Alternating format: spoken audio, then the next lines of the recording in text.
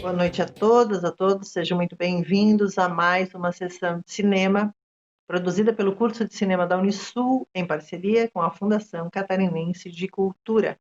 Hoje, o 7º episódio da série Invenções da Alma. Trazemos mais uma artista naif. Abrimos essa série com a artista naif catarinense Tercília dos Santos. Hoje nós vamos para o Rio de Janeiro conhecer mais uma artista naif, chamada Ermelinda. Vamos conhecer um pouquinho mais o que é a arte naif. Esse é o 7º episódio de Invenções da Alma, direção de Márcia Paraíso, uma coprodução Plural Filmes e Arte 1. Agora eu deixo vocês com a Bruna Barreto e desejo a todos uma boa sessão. Obrigada por estarem aqui, obrigada pela presença e obrigada por compartilharem para que todo mundo tenha acesso às sessões que nós fazemos com todo carinho para vocês e trazendo nesse 7º episódio mais uma artista brasileira de arte popular. Desejo a todos uma boa sessão. Boa noite a todos, eu sou a Bruna Barreto, estudante da 6ª fase do curso de Cinema da Unisul, e eu apresento aqui as sessões aos sábados com a professora Mara. Como ela mesma falou, a gente vai dar continuidade à série que a gente vem assistindo nos últimos sábados, chamada Invenções da Alma. É uma série documental em que cada episódio a gente aprende um pouquinho sobre a vida e a obra de um artista brasileiro diferente. Tem sido uma série muito legal de acompanhar. Eu acho que todo mundo que vem acompanhando ela aprendeu uma coisa diferente cada episódio. Nesse episódio, por exemplo, a gente vai conhecer um pouquinho sobre o trabalho da Ermelinda. E ela é uma artista de naif. Eu não conhecia naif, pelo menos não pelo nome, eu já tinha visto naif. E inclusive tem um mural de naif perto aqui de casa. Então, foi muito legal aprender mais sobre esse estilo de arte, conhecer um pouquinho sobre o trabalho da Ermelinda. Eu achei a ideia do naif muito legal, né? Que é essa coisa de buscar algo dentro de si. E eu acho que a Ermelinda é o perfeito exemplo disso, porque ela disse que ela começou a pintar a partir de um sonho que ela teve. Então, e isso foi seguindo e ela começou a pintando aquilo que não era real, até que ela passou a misturar as duas coisas e, enfim, é um trabalho muito legal. E eu gostei muito dessa ideia de que o naif é algo sem padrão, assim, é muito estilo de arte, assim, que do do it yourself, sabe? Do negócio de faça você mesmo e sem encaixar num molde em específico. É muito legal mesmo. Enfim, eu espero que vocês gostem do episódio de hoje e tenham uma excelente sessão. E quem puder, por favor, fique em casa, usem máscara, usem álcool gel, de sempre. Olá, eu sou Márcia Paraíso, sou documentarista e sou diretora da série Invenções da Alma. Recebi o convite do Cinema Unisul TV para exibir alguns episódios da série Invenções da Alma e hoje o episódio especial com a pintora naif Ermelinda, do Rio de Janeiro, Um Vulcão Azul. Agradeço essa parceria com o Cine Unisul, agradeço a curadoria, a professora Mara Sala e toda a equipe por estar incluindo os nossos filmes e eu espero que a arte popular toque a vocês e a história de Ermelinda também nesses momentos tão difíceis que estamos vivendo em casa, né? Boa sessão e obrigada mais uma vez.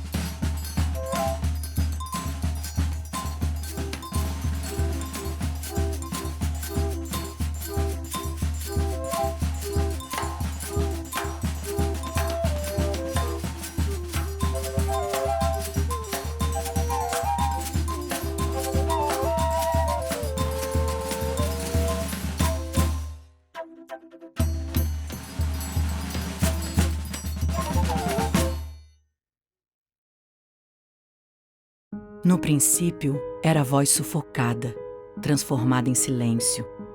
Era ouvir sem poder dizer. Uma família grande dentro de uma infância sozinha.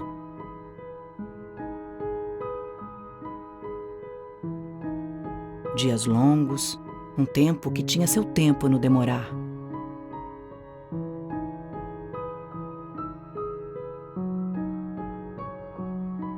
Mas além as mudanças, grandes cidades, desafios e um novo ofício, a costura. Mas foi só quando a liberdade se fez arte que um novo mundo se abriu.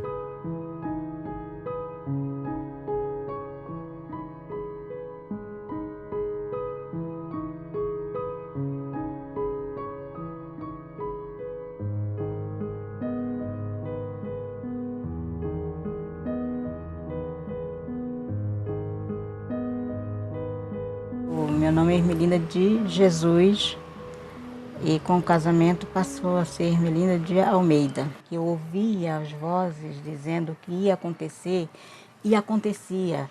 E as pessoas, quando eu abri a boca para falar, mamãe, pelo amor de Deus, não fale nada, não diga nada.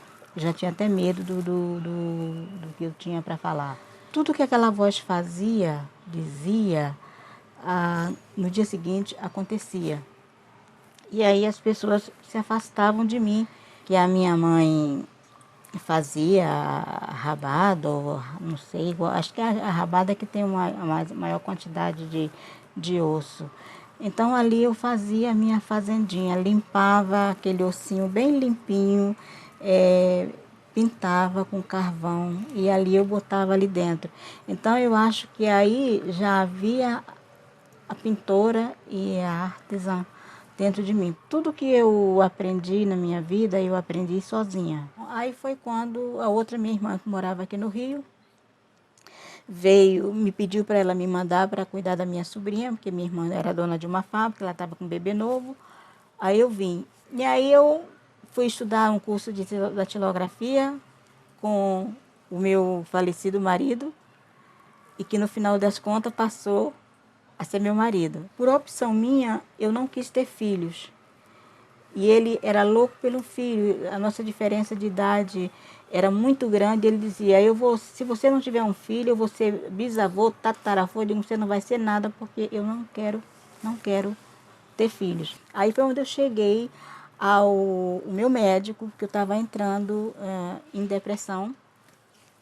E o meu médico mandou que eu fosse procurar um curso de pintura, que a pintura era uma terapia.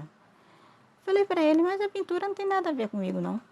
Nunca vou conseguir pintar um quadro na minha vida. Eu achava até careta a pessoa ir numa exposição para ficar olhando para quadro pendurado na parede. Falei, não vou. Ele disse, vá. Aí fui a primeira vez, o professor me deu a revista, olha, você vai folhear essa revista e o que tiver aqui você vai passar para o papel. Você fez? Eu digo, não vi nada aí. Ele disse, mas nenhum risco assim, não, isso eu sei. Aí peguei o lápis e fiz o risco. E eu digo, não adianta eu tentar com a pintura, porque a pintura não vou nunca conseguir pintar um quadro na minha vida, nunca. Mas, assim, eu creio muito em Deus e comecei a conversar com Deus. E eu falei, meu Deus, eu estou tão perdida.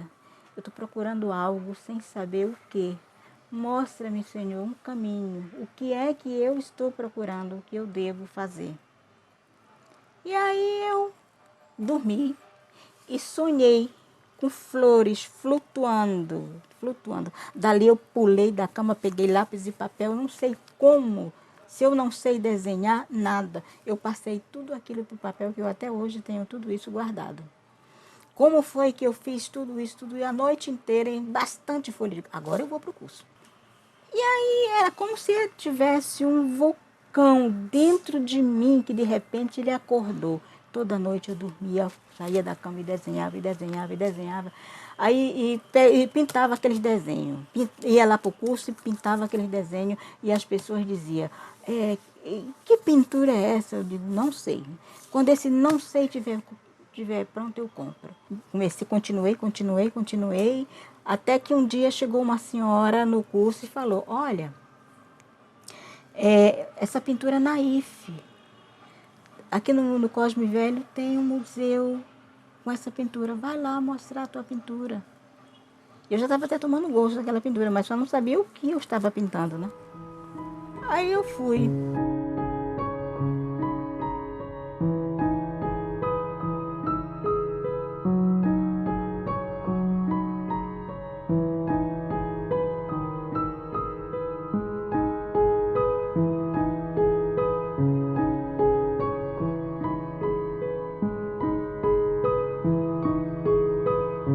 Para eles, o museu é a casa deles. O artista naif, ele é talvez até mais importante do que o artista acadêmico, porque ele está sempre buscando dentro de si. Então, eu acho que isso é uma característica e até um dom, é como se fosse um dom, né, fundamental do artista naif. E eu considero muito mais valioso do que um artista que aprende a pintar e que tem regras e que pode, né, seguir aquelas suas tendências, ou a tendência ao modismo, né? Eu acho que o artista naif deveria ter muito mais importância no mundo de hoje, né? Que é um mundo tão igualzinho, tão parecido, né? Do que eles recebem.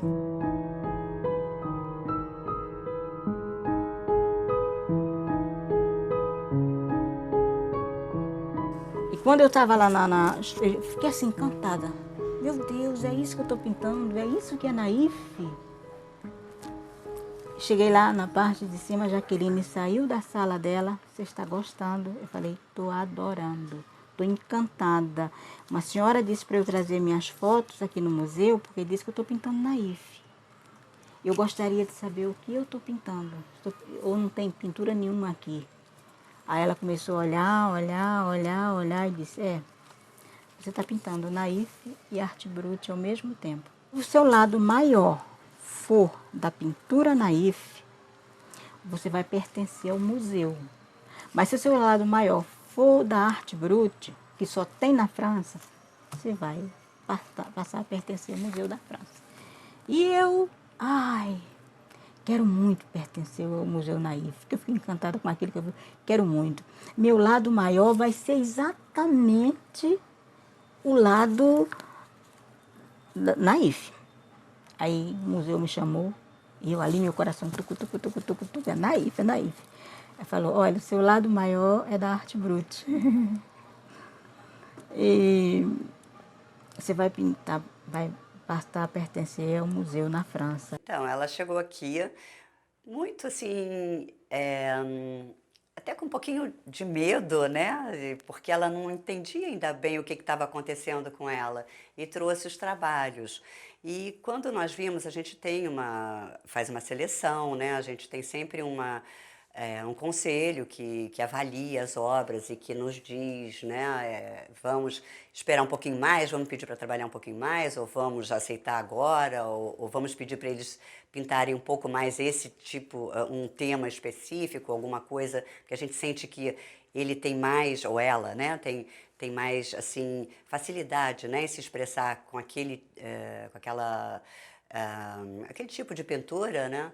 E no caso a Ermelinda veio com uns trabalhos que eu achei super lindos, muito interessantes, e até na época, não me lembro se o conselho estava de férias, não me lembro exatamente o que foi, meu pai viu também, e falou, mas ela ainda precisa pintar mais e tal, porque ela ainda parece que está um pouco, assim, sem rumo, né?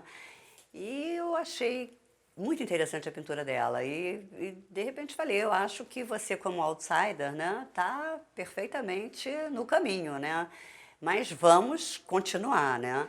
E até ela foi com o nome, né, mandei para um museu na França que imediatamente acatou, né, achou linda a obra dela e fez até uma exposição lá. E a Ermelinda continuou a pintar, pintar, pintar, e de repente virou uma Naif maravilhosa, com poder assim, incrível, né? E está aqui com a gente, super firme e forte, né? E aí o meu marido dizia, você vai expor na França, o país da pintura. Em qualquer esquina tem uma pintura. Se você dissesse que esse é um outro país, eu não ia acreditar. Mas você, Ermelinda, presta atenção, Ermelinda, você é uma pintorinha que está começando a pintar agora. Como você vai expor um artista famoso do Brasil? Ele não consegue ir fazer a exposição lá fora. E você vai? Falei, vou. Quando foi na segunda-feira, eu abri a caixinha e lá estava a carta da França. Eu fiquei louca esperando que meu marido chegasse do trabalho. Aí, quando ele chegou, eu já fui. Carta da França, carta da França. Vou. Aí ele entendia francês, né? Ele leu, eles estão te chamando para você fazer exposição, mas de que jeito você vai mandar esses quadros? Vou mandar. Ele me botou tanta dificuldade, você tem que fazer isso, você tem que fazer aquilo. Eu digo, tudo isso que eu tenho que fazer? Eu embrulhei os quadros, cheguei no correio, botei no Sedex e falei, meu Deus, leva a quem de direito. Leva a quem de direito esses quadros. Hoje em dia, tem até gente interessante também isso. Tem gente que acha que a arte naif é só brasileiro. Extraordinário isso como conceito. Mas a arte naif é mundial. Cada país tem um grupo de artistas que pode ser chamado de artista naif. Tem francês, italiano, espanhol, tudo que você pode imaginar, Guatemala, chileno, enfim, chinês, tudo. Só que hoje em dia, o dinamismo, a diversidade e a quantidade de bons artistas que vêm do Brasil é tão importante que realmente, no contexto internacional, a arte brasileira está pegando um vulto muito grande e está sendo apreciado mesmo como sendo uma força, um movimento importante, um movimento interessante.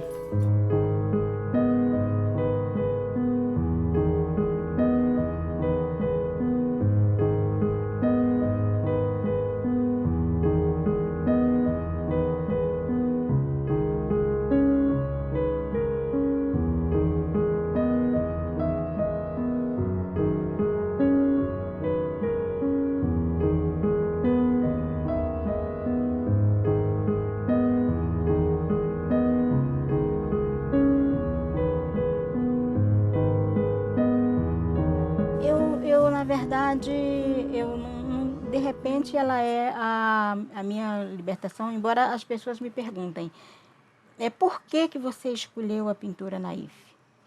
Eu não escolhi a pintura naif e muito menos a arte brute. A pintura naif foi quem me procurou. E ela, por ser mais forte do que a arte brute foi embora e ela ficou sozinha. Então, hoje eu não sei mais viver sem a minha tinta e sem o meu pincel. Eu agora sou toda naif. Eu não tenho mais nada de arte brute. E assim, hoje eu não sei assim definir o que é naif, o que é se os dois se juntarem, mas dá para perceber alguma diferença. Se você olhar, você vai ver que tem um pouquinho de diferença no que é naif e no que não é naif. A questão do popular é uma das características, é um grupo extremamente seleto e importante para a cultura brasileira. Mas os meus quadros, ele tem que ter pontinho e todos os meus quadros tem que ter isso aqui. Isso aqui não é nada de desenho que eu acordo de madrugada, não. Isso aqui foi uma coisa que eu criei, porque a pintura naif, ela não requer moldura. Então, se a minha pintura não tiver meus pontinhos e não tiver essa moldurinha, não está terminada. Aí vamos pontinho, pontinho para lá e para cá. elas, quando chegaram aqui, se sentiram fazendo parte desse circuito todo, internacional, e não fazemos distinção. São artistas, nós temos que respeitar, que sem esses artistas não existiríamos, não tínhamos trabalho, nenhum de nós dentro do museu. Eu comecei a pintar, a fazer essa característica dessas pinturinhas. Se a minha pintura não tiver isso, não está terminado. Ninguém compra, ninguém quer, porque a minha pintura é essa. E se não tiver isso aqui, a minha pintura não está terminada. Então, até eu também, quando eu boto que não tem, eu acho que também não está terminado. E é como a Jaqueline falou, a maioria dos artistas naif, eles pintam o real, o que existe. Copacabana, Santos, futebol, essas coisas todas. Hoje eu pinto o real e o irreal. Mas eu continuei pintando, comecei pintando o irreal e continuo pintando o irreal, porque eu continuo aquelas coisas de me fazer desenhar, não sei o dia, não sei a hora. Lá na Sérvia eu viajo, para onde eu vou eu levo lápis e papel. Já teve dias de eu ter desenhar 2, 3, 4 quadros na Sérvia. Às vezes eu pego papel, tem um desenho que eu fiz aqui no Rio, eu estava na cozinha, digo, quando me veio aquilo, para e faz esse desenho. Assim como se alguma coisa me dissesse. Eu não escuto voz, tá entendendo? É como se eu estivesse ouvindo. Eu não estou ouvindo. Mas é como. Aí eu parei, eu peguei um monte de papel, e digo, já que para eu desenhar. Aí eu fui desenhando, passando para lá, desenhando. Mas chega um determinado ponto, minha mão para. E aí eu fico, quero desenhar bastante. Mas quando ela parou ali mesmo. Aí eu tenho que esperar. Quando é que aquilo me volta? Eu não sei dia, hora, mês, local.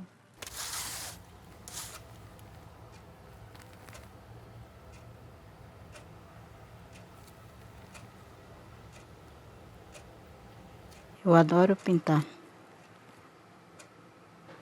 Hoje eu não sei mais viver sem a minha tinta e sem o meu pincel.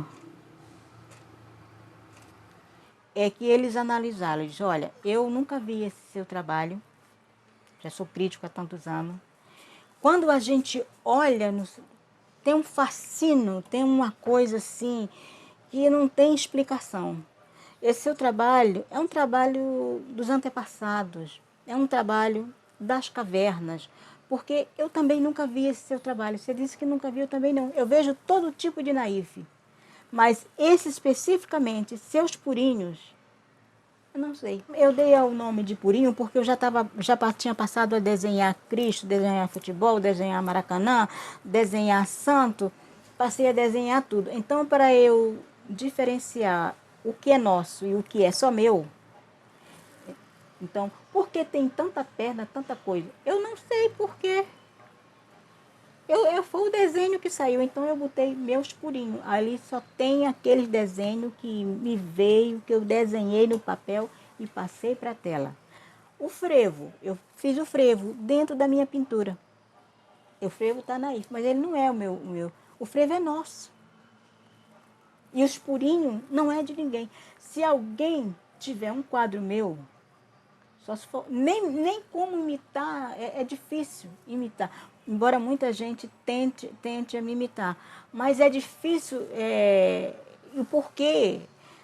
Já tenho, e por que os pontinhos? E porque é difícil dessa definição. E aí eu boto o nome de purinho, desde que eu fiz até essa individual.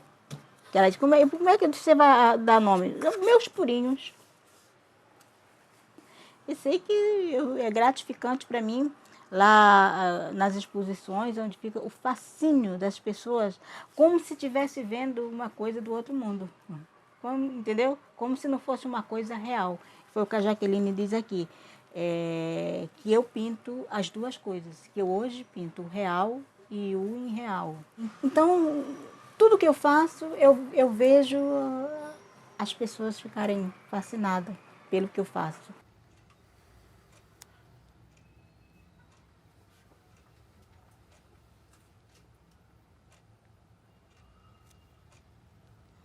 Lá no curso, o professor me dava o cavalete, ele dizia, o artista pinta no cavalete. Quando ele virava as costas, botava o quadro deitadinho como está. E a gente tem um público específico, que não é muito numeroso, de pessoas que são super interessadas em arte naif. Esse público, ele costuma ser estrangeiro. O interesse dos estrangeiros pela arte naif brasileira, inclusive o interesse em adquirir obras, é muito maior do que o nosso, assim, não o meu em especial, mas da maioria dos brasileiros, né? Eu acho que os brasileiros, eles ainda precisam, nós brasileiros, a gente precisa, nos reconhecer como essencialmente brasileiros. Então a gente tende sempre a gostar de um tipo de arte que é mais elaborada, ou que precisa de uma pré-linguagem, ou uma coisa mais conceitual. A gente um pouco nega, né, essa simplicidade arcaica, né, essa ingenuidade que a gente tem, e a gente tem uma dificuldade em acolher ela. Então eu acho que por isso que o nosso público é majoritariamente de turistas, e as pessoas interessadas em arte naif ainda são, em maioria, estrangeiras. Eu sou muito mais conhecida e muito mais procurada no exterior do que aqui no Brasil. O Brasil, lá na Sérvia, os artistas, eles vivem de pintura. O brasileiro, se ele for viver de pintura, ele morre de fome. Porque você encontra 1 em 1000 que diz... Eu conheço um, ele pinta xilogravura, e ele vive exclusivamente da pintura, mas ele não tem condições de viver porque não se dá o valor que principalmente a cultura relacionada à pintura. Que a pintura é muito grande, a cultura é muito grande, mas eu estou falando relacionada à pintura. A pintura, quer dizer, eu era para ser bem conhecida no Brasil, mas eu vejo que sou mais conhecida lá fora. Mas eu estou sentindo que aos pouquinhos a pintura ela vai dar uma guinada, as pessoas vão gostar, olhar melhor e dar valor ao artista e dar valor à pintura. O vulcão adormecido explodiu em cor. Da fé em Deus à resistência. Na arte, um caminho contra a depressão. O vazio se preencheu com pontos de cor. Era abrir os olhos para um mundo novo, pleno, enérgico. Uma arte de sentimentos extremos.